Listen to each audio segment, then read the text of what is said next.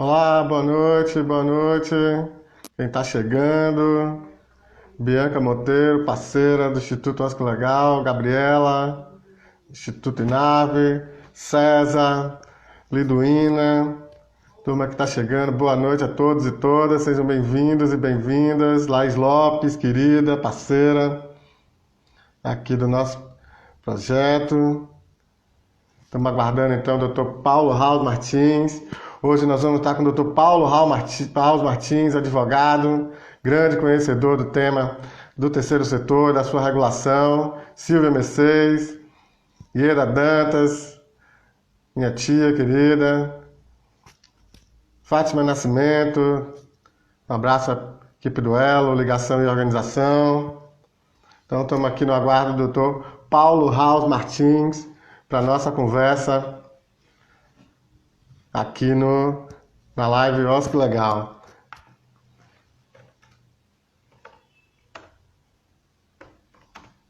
Só avisar ele que a gente já está online. Suzy Moreira, do GAP Itabuna. Márcio França, advogado. Sempre está aqui com a gente. Sejam bem-vindos e bem-vindas.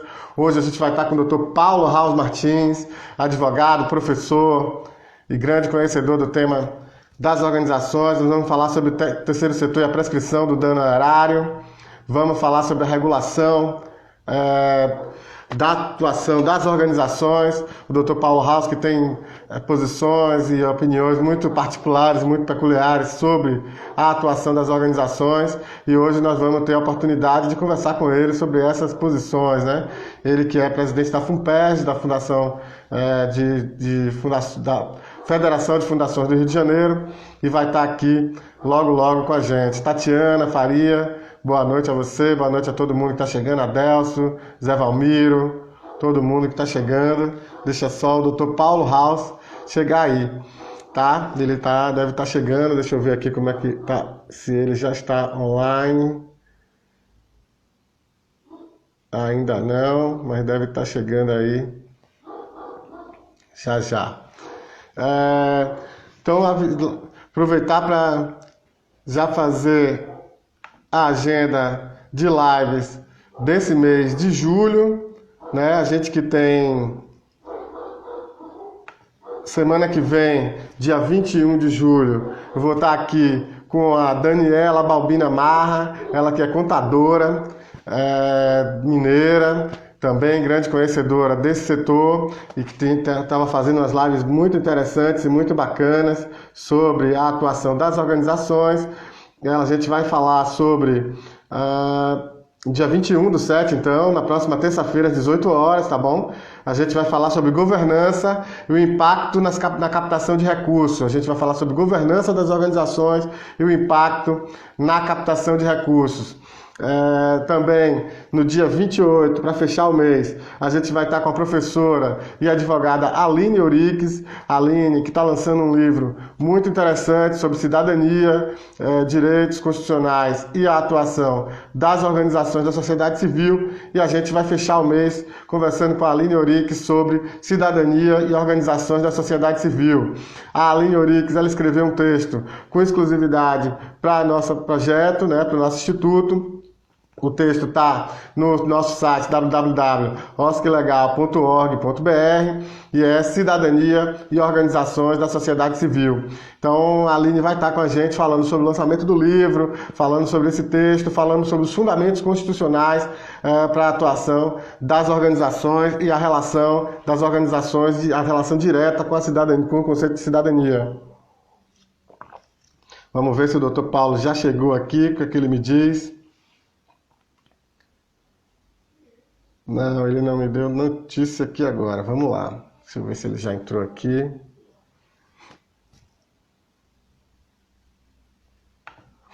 Vamos ver aqui ele.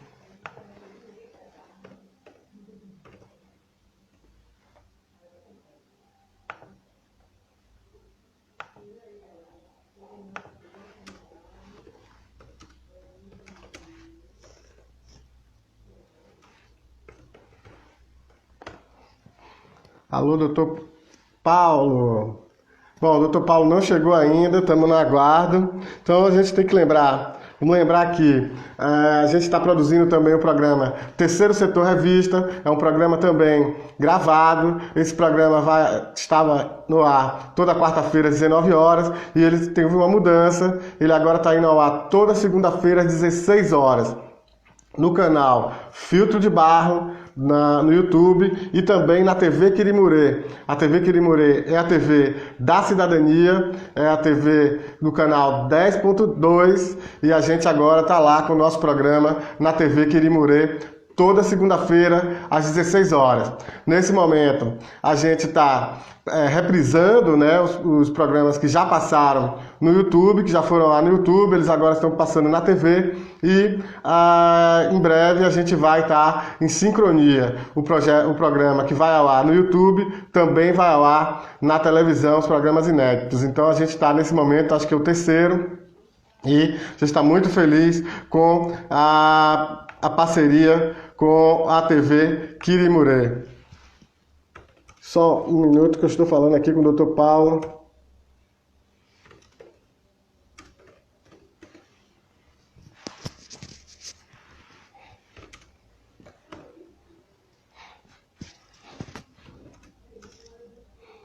Ele entrou aqui, deixa eu me ver.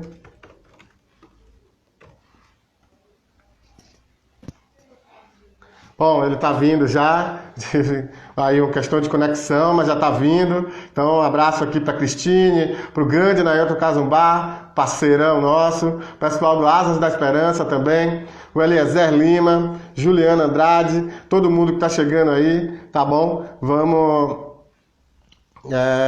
chegar, ficar à vontade. Rosinha Souza, Lívia Furtado, a Ludmila também está aí. Então, só um minuto, deixa eu fazer uma orientação aqui.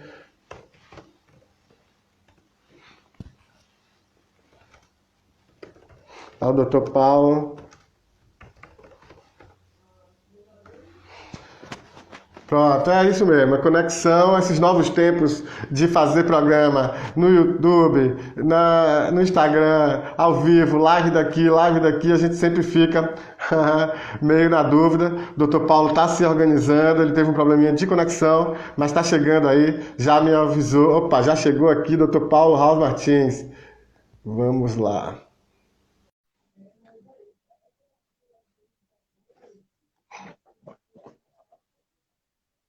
Doutor Paulo, já te convidei, é só aceitar o convite agora, que já... Opa! Chegou o Como outro. vamos? Tudo bem, Lucas? Doutor Paulo Martins, boa noite, seja bem-vindo, querido. Boa noite a todos. Gente, então essa é a live Ó, que legal, toda terça-feira, 18 horas, com grandes nomes para discutir aqui temas referentes à atuação do chamado terceiro setor, das organizações da sociedade civil. Hoje, tendo a honra de receber aqui um dos nomes mais proeminentes, um dos maiores nomes desse setor no Brasil, Dr. Paulo Raul Martins.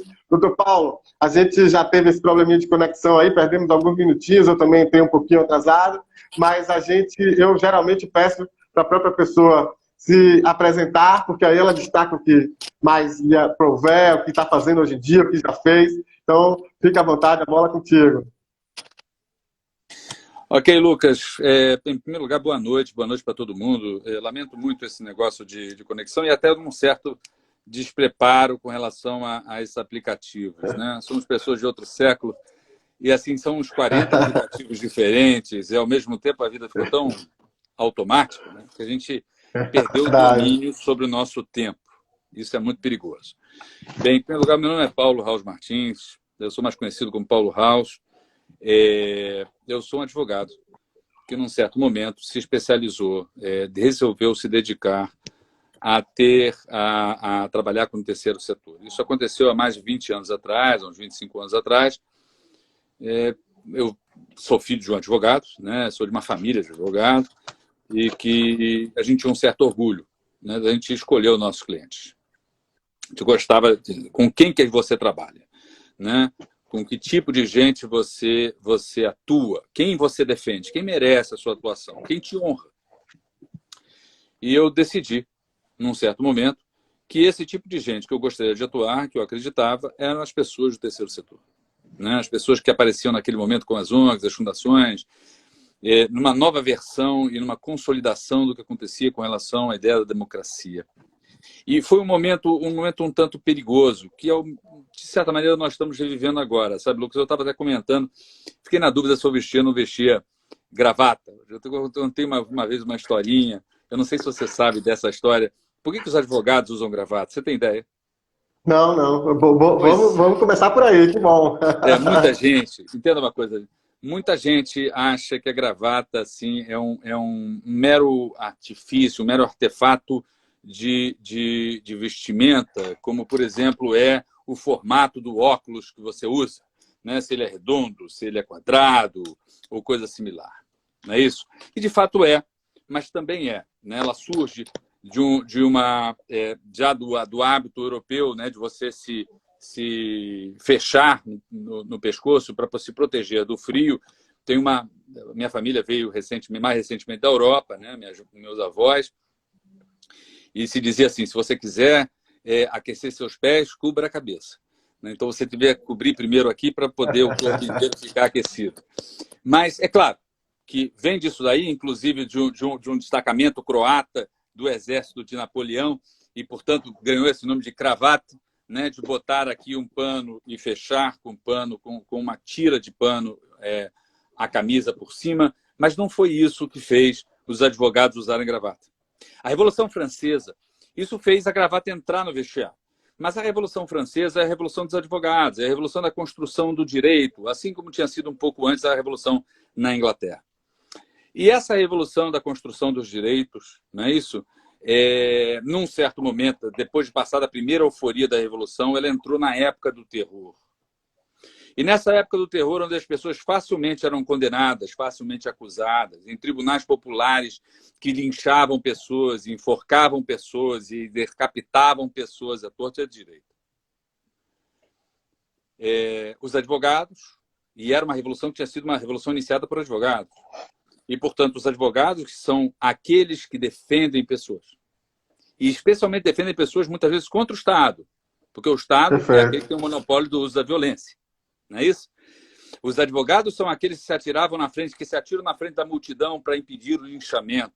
É isso que um advogado é. Eu fico curioso quando as pessoas botam assim, né? Sou tricolor e antifascista. Eu falo assim, se você é advogado, é porque você é antifascista. E a prova disso está na gravata. Porque quando entrou na época do terror da Revolução Francesa, os advogados passaram a vestir a gravata com os nós da forca.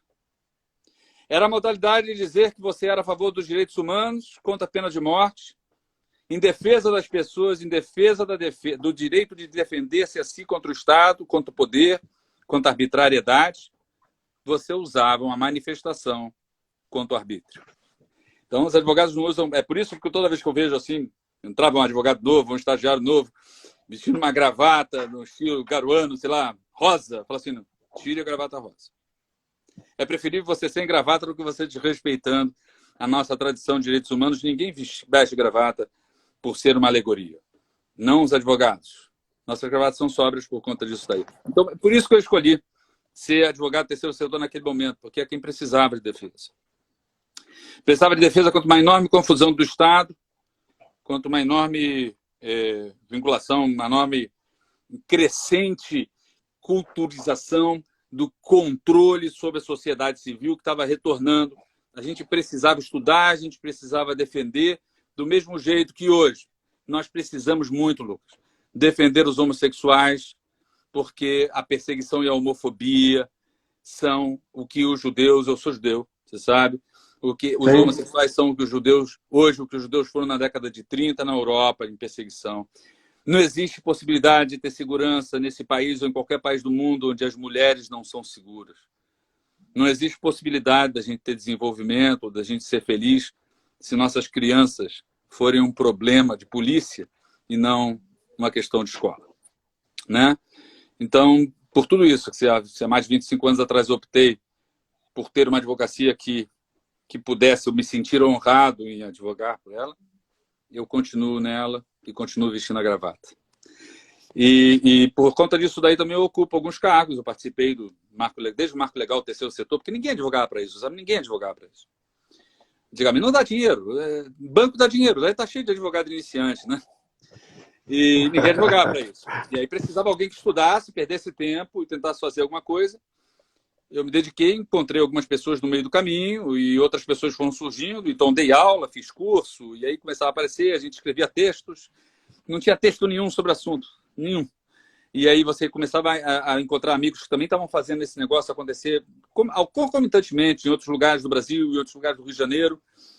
E a gente começou a consolidar uma advocacia para isso. Hoje, eu estou presidente da Federação de Fundações e Associações do Rio de Janeiro e da Confederação Brasileira de Fundações e continuei participando desses movimentos regulatórios do terceiro setor, né, que vão desde o marco que botou as OCIPs, a Lei de Serviço Voluntário. Cheguei a participar no início das reuniões do marco regulatório e por aí vai.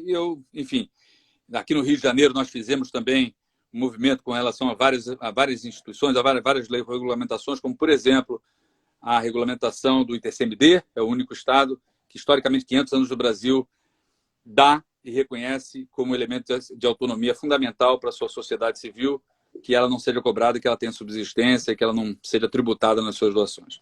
Então, eu não sei se isso daí ajuda a resumir um pouco sobre o que eu sou, sobre o que eu faço, mas é isso aí. Já, com certeza, já iniciamos com chave de ouro, doutor Paulo. Aqui eu queria dizer do meu respeito e da minha admiração pela sua trajetória. Eu, como alguém que veio se somar nessa retaguarda jurídica das organizações, se é que posso dizer assim, já de menos tempo, mas já estudando e reconhecendo as pessoas que já vêm se dedicando a isso há mais tempo. Tenho a sorte e a honra mesmo de poder tê-lo aqui dialogando comigo nesse momento. Fico muito feliz. E queria agradecer já de pronto aqui, desde o começo, né? A rigor a gente agradece no final, mas eu vou agradecer logo desde o começo a oportunidade da gente ter esse diálogo, não só comigo, mas com as pessoas que estão aí, já agora 40 pessoas, já aqui a gente conversando, então isso é bem bacana. A gente tem feito lives muito movimentadas, digamos assim. Eu tenho muita felicidade de falar com outras pessoas que estão contribuindo com esse setor, e com certeza essa nossa conversa também vai ser nesse sentido. Com relação a isso que você colocou, eu queria só pontuar, a gente conversou outro dia, né, no preparatório dessa live, você falou dos homossexuais, das mulheres, e eu que trabalhei com pessoas com HIV/AIDS, né, com usuários de drogas, gente que está na rua, enfim, pessoas em situação de rua, entendo muito bem, estive em linha de frente, estive na Cracolândia, estive em outros eventos, assim, entendo muito bem isso que você está falando, da perseguição, da opressão, essa coisa da exclusão. Isso é muito difícil e a gente precisa ter organizações fortes para lidar com essas situações, e acho que isso, o nosso projeto, a nossa função aqui é um pouco atuar no fortalecimento dessas organizações, né? Então eu queria começar com uma pergunta que a gente conversou em algum momento. Você tem posições muito particulares e muito interessantes sobre as organizações, sobre o chamado terceiro setor, e uma das coisas que você me disse na nossa conversa foi: a gente falou sociedade civil organizada, e você disse que organizada, né? Não há nada mais desorganizado do que essa sociedade civil. E eu queria já começar com essa questão, né? Que você falasse um pouco dessa sua posição com relação a essa organização ou desorganização da sociedade civil. Mas a gente tem que, de alguma maneira, chamar atenção. É um deboche falar de sociedade civil organizada no Brasil. Eu diria assim, organizações da sociedade civil completamente desarticulada, porque não merece esse título. Definitivamente não merece esse título. Gente, pelo amor de Deus, chega ao cúmulo. Existem algumas coisas complicadas digamos assim, na psicologia, na antropologia ibérica, né? Eu acredito piamente que os reis de Portugal acreditavam de verdade que o Estado e Portugal, o território, tinha sido criado em função do rei e que depois dele foram plantados e colhidos a primeira colheita de cidadãos que vão dar a Portugal. Sim, tinha um sujeito, um filósofo novo, inclusive, lá de Pernambuco, me levantou uma coisa genial. O garoto falou assim: no Brasil, eu levanto a possibilidade de ser uma coisa ibérica, do fetiche das leis.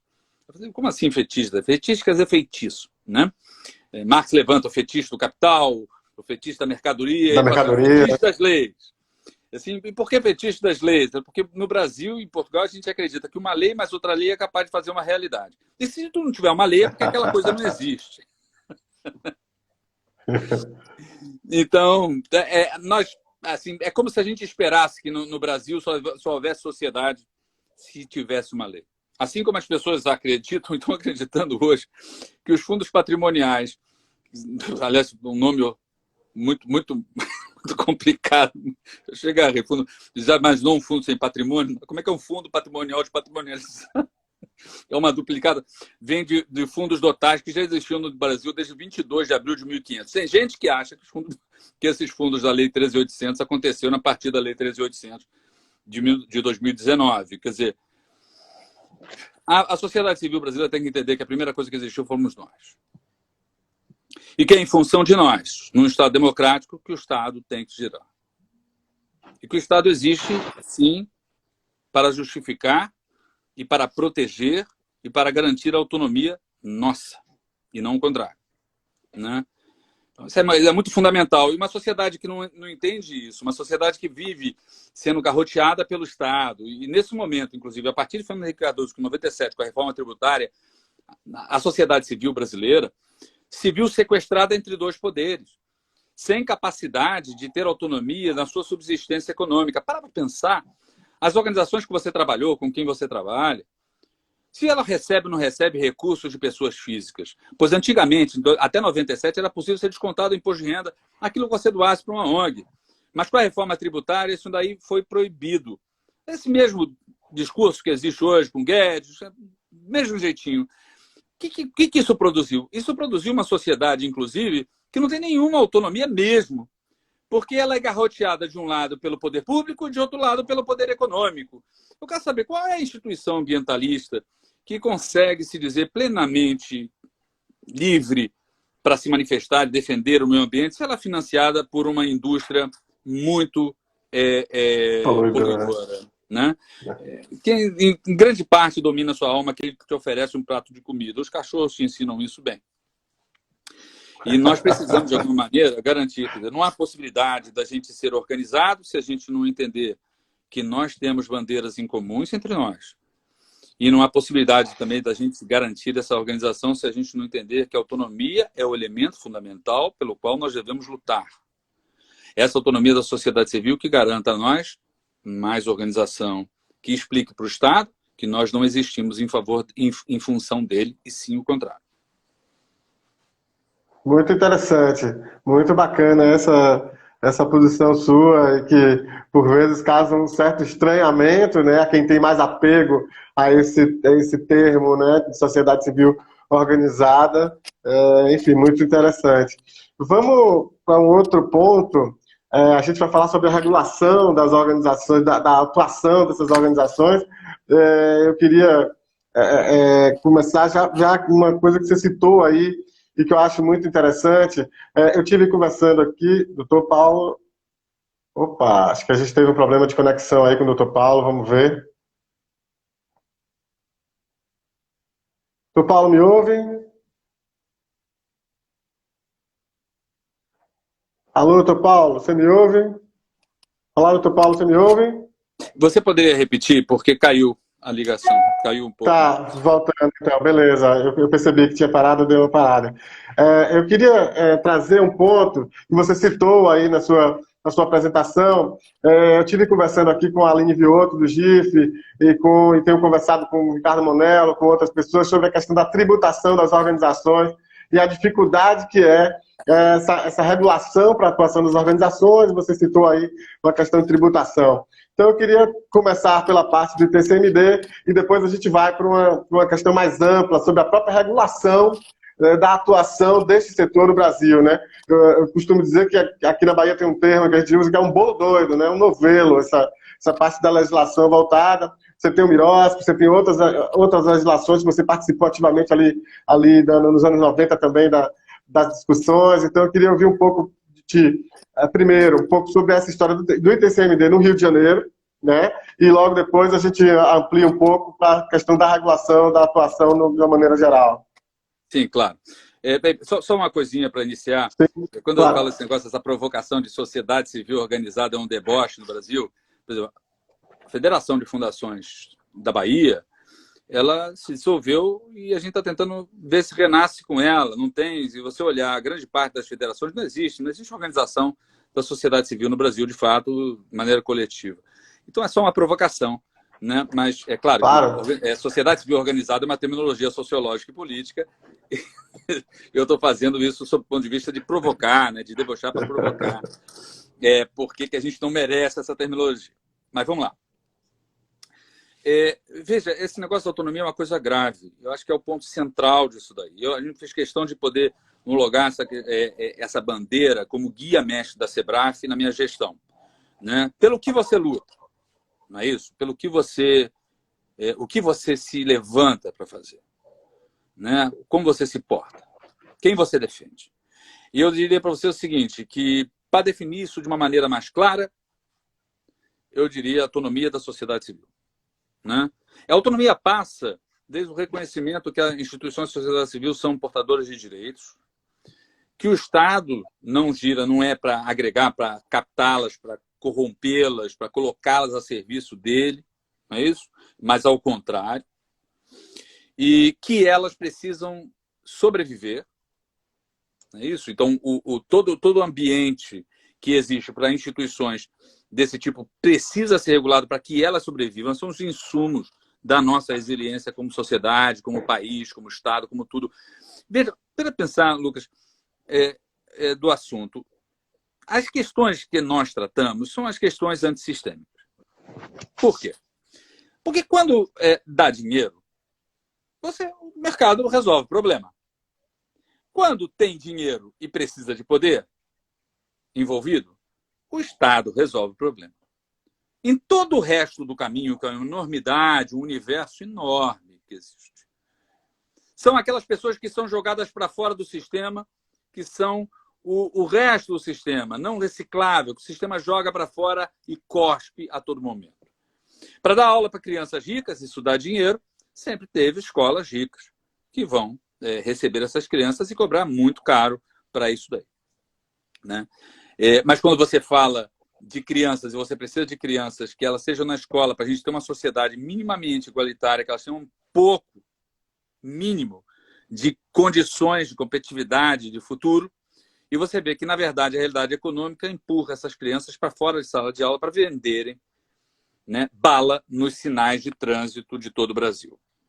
Então, o sistema que faz para poucas pessoas escolas muito caras é o mesmo sistema que joga, e economicamente, necessariamente, as crianças para fora da sala de aula em evasão escolar. E onde é que se encontra o terceiro setor? É claro que existe também gente do terceiro setor para crianças mais ricas, mas o terceiro setor é aquele que trabalha com a questão antissistêmica, que tenta colocar as crianças de volta para a sala de aula, inclusive as mais ricas. Então, nós trabalhamos sobre aquele problema criado pelo sistema econômico, não é isso? Perfeito. E que é mantido pelo Estado. O Estado é uma forma de resolução dos conflitos, uma sociedade complexa que detém o monopólio do uso da violência, para exatamente fazer o quê? Manter o status quo reinante. Ou seja, o Estado está ali para manter a economia do jeito que a economia é e que, portanto, joga crianças para a rua e tira as crianças da sala de aula. E nós nos organizamos para o contrário, sem o qual sequer as empresas conseguem sobreviver. Sequer o ambiente econômico consegue sobreviver. Então, nós temos uma importância absolutamente fundamental, até mesmo para esses outros dois poderes. É necessário que o Brasil e qualquer país do mundo, até o exemplo de qualquer país desenvolvido do mundo, e você vai ver o país desenvolvido fazendo exatamente isso que eu estou falando. Ok, aquelas questões que o mercado resolve, deixa o mercado levar. Agora, aquelas questões são fundamentais para a sociedade e, inclusive, para o mercado poder existir. Nós vamos subsidiar, nós vamos permitir que elas existam, nós não vamos onerá-las, nós vamos fazer com que o fluxo de recursos chegue nelas. Agora vamos pensar sobre a questão tributária, sobre esse ponto de vista, né? Para que existe tributo? Né? Tributos a rigor são aquilo que o mais forte impõe, o bandido mais forte impõe a você porque ele te conquistou. Pega na história e leia, por exemplo, a Cantar de Mio Cid, o livro que inaugura a nação espanhola, e você vai ver o Cid, um banditismo generalizado pelos estados muçulmanos da Península Ibérica, dizendo que ficava alegre quando todo mundo ficava preso no castelo, só esperando a hora em que fariam daquelas pessoas tributárias dele. Tributo é isso. Tributo é uma imposição de força, a construção do Estado. Nós, numa ilusão, na construção do mundo moderno do jeito que ele é hoje, né? Sobre muito sangue, sobre muita luta, sobre muita coisa ruim, sobre muita guerra, nós conseguimos consolidar uma ideia de democracia. E essa ideia de democracia é absolutamente fundamental e faz parte dela a liberdade e autonomia das organizações de sociedade civil. Eu não estou falando de alguma coisa de hoje, não. Eu estou falando do século XVIII. Eu estou falando do século XIX. Estou falando, por exemplo, da Cruz Vermelha Internacional, quando ela chega com... Claro que a sociedade civil organizada sempre teve, durante todo esse período, inclusive antes da formação do Estado, em várias partes do mundo. Mas, essencialmente, o que nós temos a partir do século XVIII, XIX, consolidando na Europa a ideia de democracia, nos Estados Unidos, inclusive com a democracia americana, de que a sociedade civil organizada e autônoma era a base fundamental, o fundamento, a fundação da própria democracia, né? E que ela precisa, portanto, ter um ambiente adequado para poder sobreviver. Mas que o Estado começa a mudar o seu patamar, porque o Estado foi constituído no Brasil, assim como no resto do mundo, dividindo juridicamente, você é advogado, Lucas, né? O mundo em dois, né? Em dois códigos, né? Código civil para proteger a propriedade branco-rico e código penal para colocar preto-pobre na cadeia. Na cadeia. As pessoas que ameaçam a propriedade do branco-rico. Né? E no momento que a gente começa a construir democracia, nessa nova função, nesse novo mundo que vai sendo entabulado, que vai sendo moldado a partir do século XVIII, século XIX, que vai chegar no ponto que nós estamos, né? Essa democracia também remodela a função do Estado. Então, o Estado não arrecada recursos simplesmente porque ele é, como cantar em Alcide, o bandido mais forte.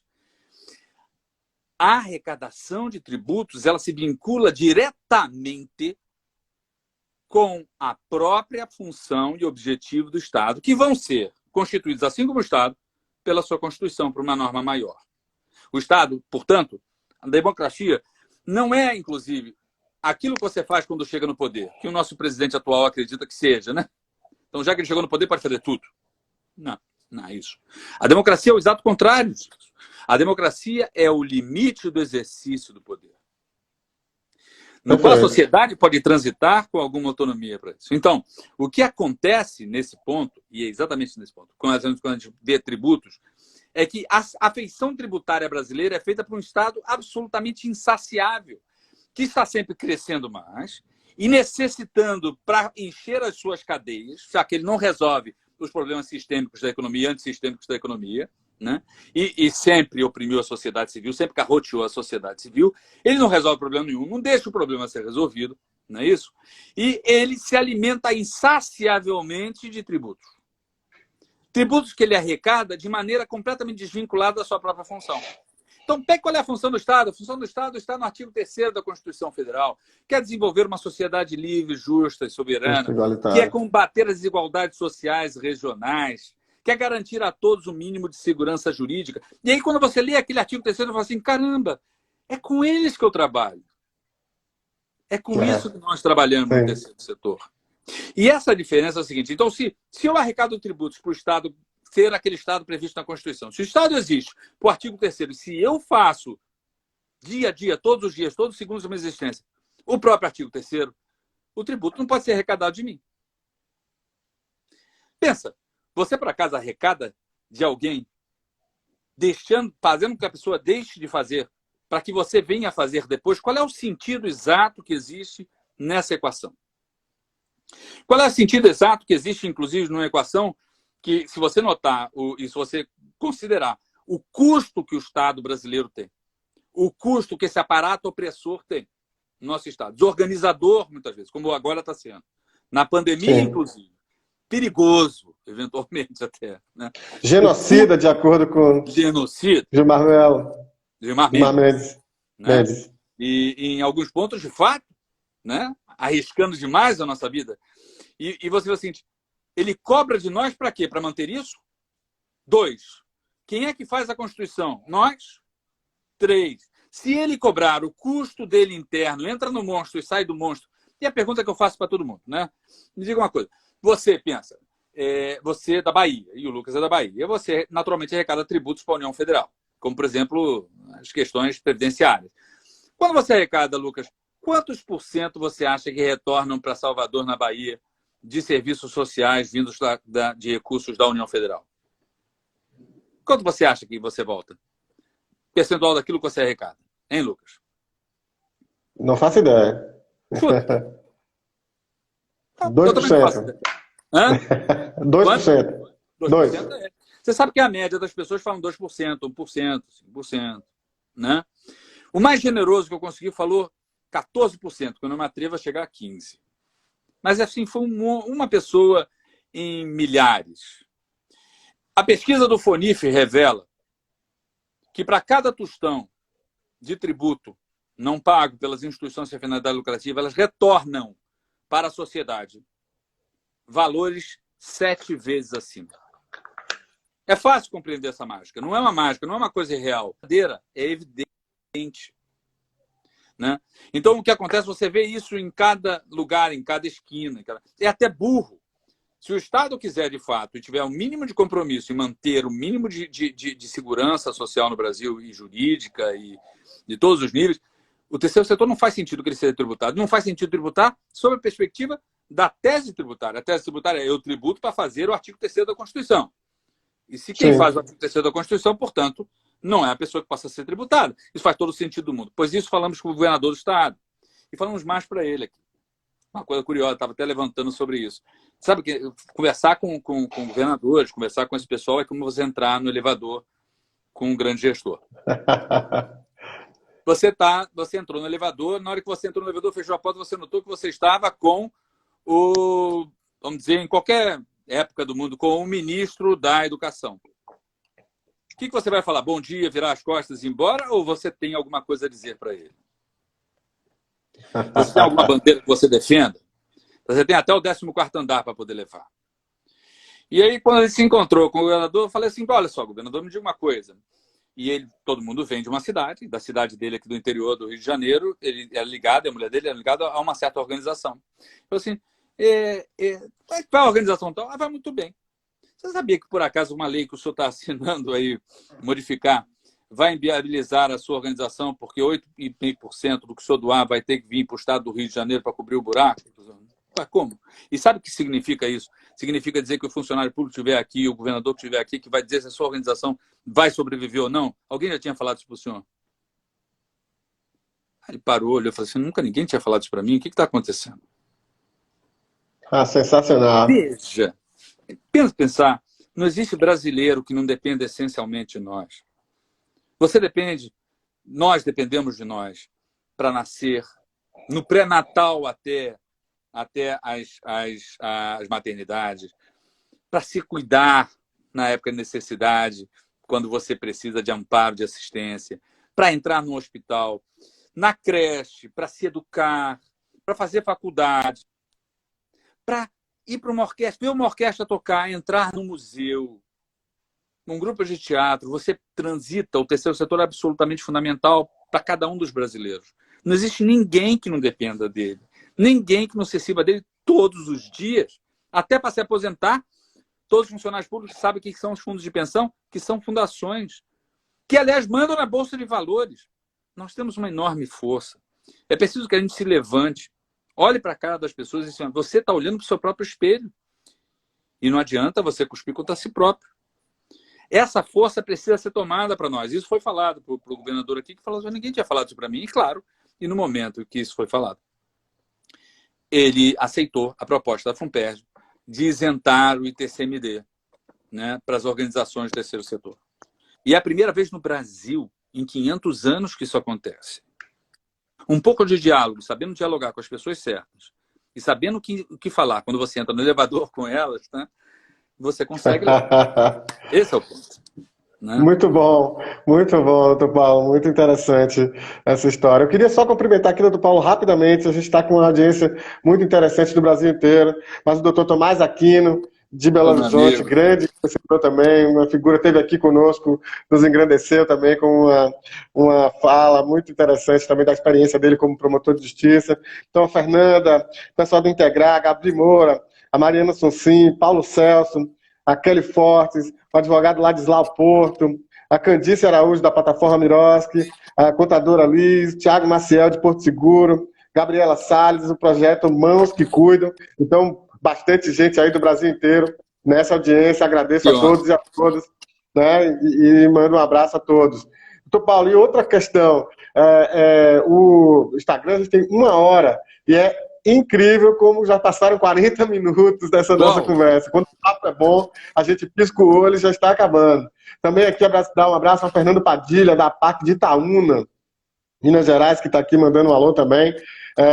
A Bianca Monteiro, querida Bianca Monteiro, parceira nossa aqui do Instituto Oscar Legal, manda também um alô para ti, diz que aprendeu muito com você e fico muito feliz aí nessa partilha. Eu tenho uma pergunta aqui que eu acho que está na ordem do dia, 2 perguntas, e aí a gente acredito que vai encaminhar até para o final.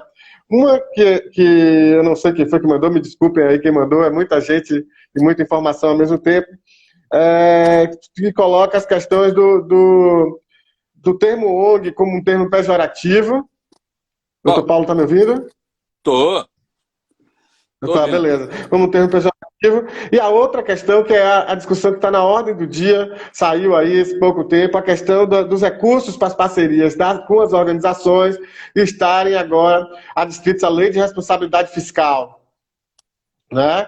Um absurdo que é você classificar esses recursos gastos com as organizações como se estivesse gastando com o pessoal próprio, servidores públicos. Então, acho que há uma confusão aí e eu queria que você falasse um pouco desses temas para a gente também. Vamos só lembrar do primeiro, porque 2 perguntas pesadas. A gente tinha também um tema com relação à É prescrição, isso. né? Não acha melhor a Isso. gente falar sobre prescrição e voltar? Mas não sei. Mas qual é a primeira pergunta mesmo? O termo ONG como um termo pejorativo, né? Se você puder fazer Olha uma consideração só, sobre isso daí assim, é uma inversão de valores tão absoluta, mas tão absoluta, assim, não sei nem o que falar. Então, uma coisa, o termo ONG, e ONG, assim, só porque não está regulado por lei, não significa dizer que não exista, não, tá? Existe. Né? Homens e mulheres também não estão regulados por lei, também existem, entendeu? Crianças também não estão reguladas por lei, também existem. Não é o direito que cria as pessoas. O direito Sensacional. reconhece as pessoas. Né? Então, vamos lá. As ONGs, olha só que coisa fundamental. Quando a gente entrou em guerra, na Segunda Guerra Mundial, e quando a gente saiu da Segunda Guerra Mundial com o mundo, o tripé foi feito nas Nações Unidas. Eu vou propor uma coisa só para você, Lucas, já que a gente tem uma pauta com relação ao negócio da prescrição, talvez eu responder essa e a prescrição, depois a gente fala sobre outras Perfeito, questões perfeito, se dá tempo. perfeito. Então, o que acontece é que quando a gente sai da Segunda Guerra Mundial com a ONU, assim, saindo da Liga das Nações para fazer a ONU, a Organização das Nações Unidas, o esquema da ONU tramado é um esquema tripartite, é um esquema, digamos assim, um triângulo. No topo do triângulo está o diálogo, tá? A Assembleia das Nações Unidas. E o diálogo, naturalmente, com o limite do Comitê de Segurança da ONU, do Conselho de Segurança da ONU. Mas o diálogo, que é a forma de poder evitar a guerra, ou a guerra mundial. No outro ponto está o Fundo Monetário Internacional, para poder fazer com que as crises financeiras não resultem em guerra, como a crise de 29 resultou inevitavelmente na Segunda Guerra Mundial. E Sim. o FMI, com todos os seus defeitos, todas as críticas que você possa ter, se você for mais à esquerda e tal, não sei aquelas coisas, o FMI conseguiu, com esse esquema da ONU, evitar guerras mundiais. A gente fez crises muito maiores que a crise de 29 e a gente não entrou em guerra por causa disso. O terceiro ponto do tripé, no entanto, é o Banco Mundial. E aí, para resolver o dilema e o mistério sobre o que significa o Banco Mundial, eu perguntaria para vocês, você sabe qual é o nome do Banco Mundial? Qual é a sigla do Banco Mundial? A verdadeira sigla? A verdadeira sigla Não sei. é BIRD.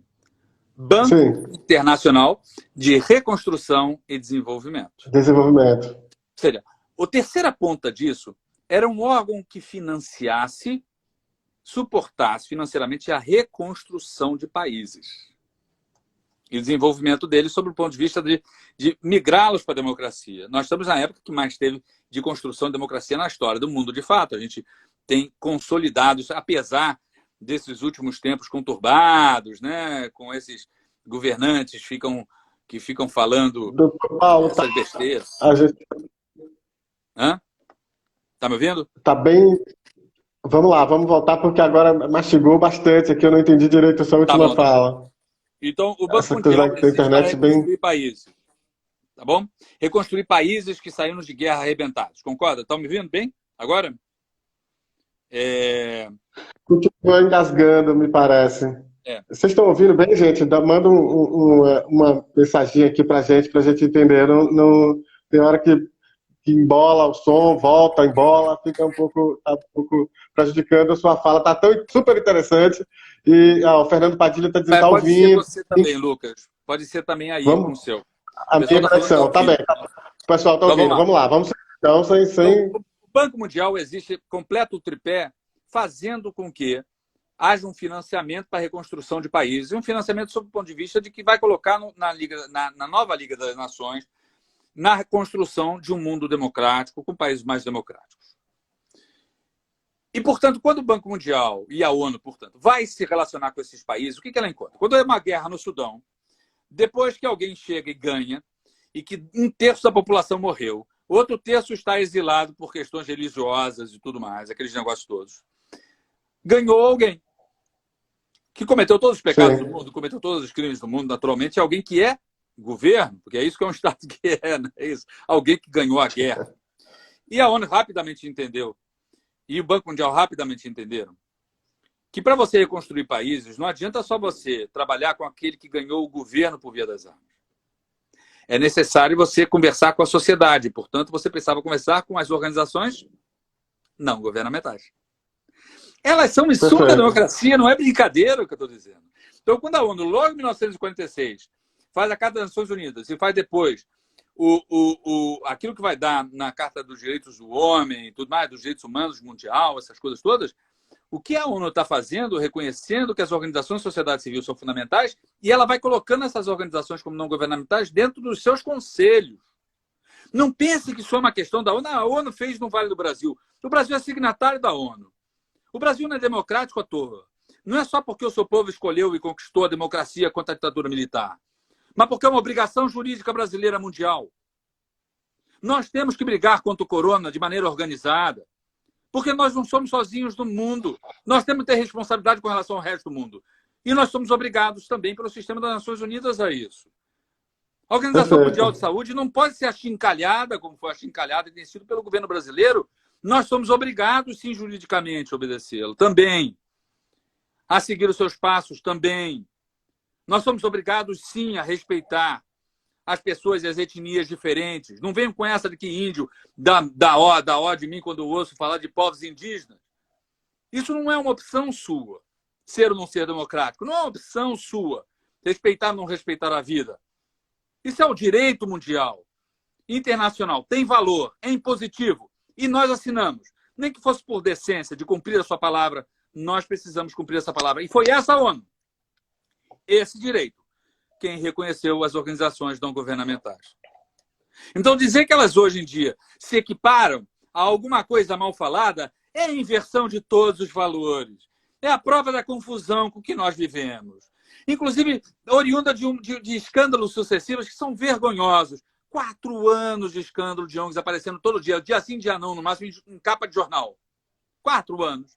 E eu duvido que alguém consiga dizer agora, 1, 2, 3, 4. 4 nomes de organizações envolvidas nesses escândalos. Você pode citar 4 ministros, 4 políticos, 4 partidos, 4 governantes, 4 ministérios, o que você quiser nesses escândalos. Eu cito vários para vocês, e todos vocês vão se lembrar, mas o nome das organizações vocês não se lembram. Que parece aquela história, sabe de quê? Do assassinato sem corpo. Não tem corpo, como é que você assassinou alguém? E, no entanto, esse assassino, a primeira vez que a gente tem um assassinato com um corpo em que o criminoso é alguém que não existe. É uma certa ONG que não existe no mundo. Né?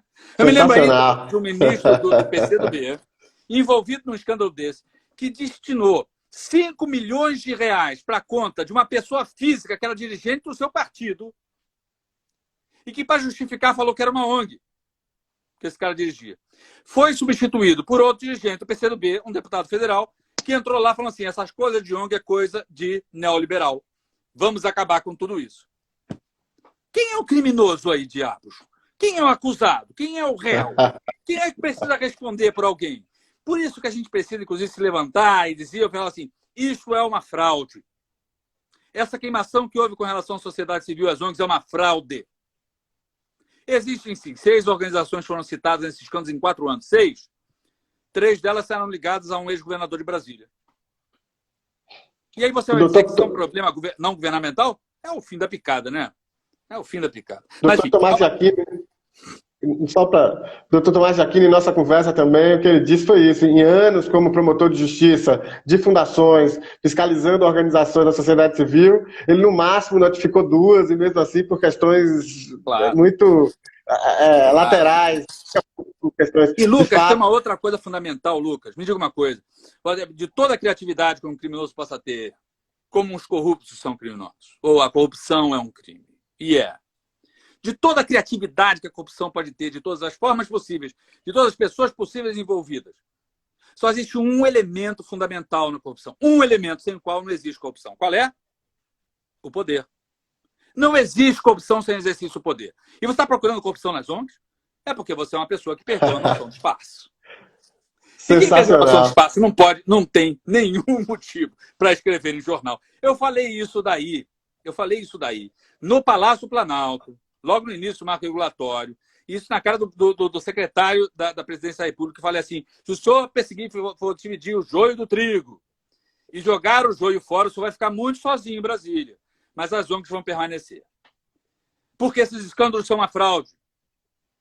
E eu fui chamado depois por um grande jornal. Falei assim, como assim você está dizendo que foi uma fraude? Eu citei todas essas coisas. A pessoa ficou tão abestalhada com aquilo que não conseguia responder. Eu falei, vou responder para você. Vou citar o nome de uma ONG. O escândalo do Garotinho, né, o governador do Rio de Janeiro, com a FESP, ela falou, isso! Pois a senhora não sabe o que a senhora está falando, porque FESP significa Fundação Escola de Serviço Público, é uma fundação pública. Uma fundação pública não governamental, é isso mesmo, minha senhora? Aí ela ficou parada, olhando para mim assim, falou, mas o que eu faço? Aí eu falei assim, e aí ela voltou com um fotógrafo. Quando ela falou, vamos reiniciar a entrevista. E aí, quando reiniciou a entrevista, deu 2 folhas de dietas no maior jornal de circulação desse país sobre as organizações não governamentais. Então, a gente precisa ter coragem, um pouco de esclarecimento. A gente precisa não dar tiro no pé. Por isso é necessário a gente ser organizado. Passo para a questão do... Diga. Doutor Paulo, eu tenho uma proposta nova. A rigor, a gente não retorna. Mas eu não sei como está seu tempo, se você tem disponibilidade. Porque, veja, o Instagram ele vai interromper. Daqui a pouquinho ele aparece a contagem regressiva aqui. Dá uma agonia quando começa a contagem regressiva. Você nem raciocina mais.